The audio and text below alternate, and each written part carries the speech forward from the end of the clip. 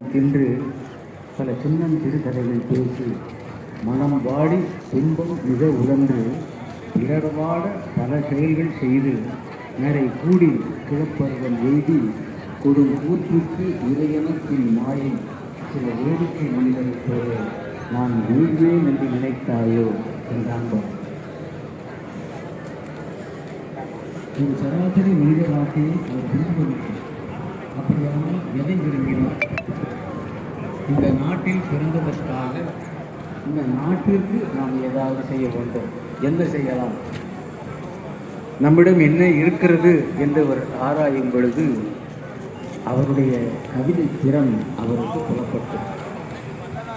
நம்முடைய கவிதையா இந்த நாட்டிற்கு, இந்த நாட்டு மக்களுக்கு விடுதலை உணர்வினை ஊட்டக்கூடிய முறையில் பாடல்களை நாம் எழுதினால் அவர்கள் எழுதி கொள்வார்கள் இல்லையா என்று அவர்களுக்கு அவர் எழுத தொடங்கியதுதான் இன்றைக்கு அந்த எண்ணம் பூர்த்தியாகி நம் கைகளிலே கவர்ந்து கொண்டிருக்கிற பாரதிய கவிதைகள் என்னும் இந்த தொகுப்பு.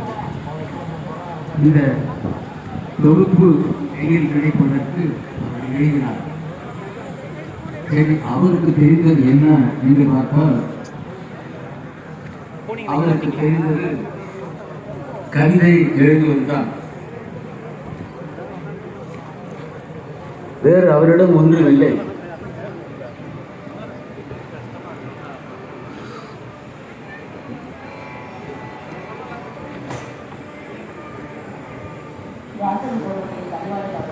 அவரிடம் இருந்தது என்ன என்று பார்த்தால் அவரே சொல்கிறார், நமக்கு தொழில் கவிதை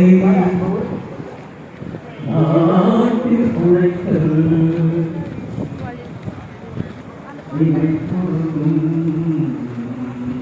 சோறாதிருத்தல்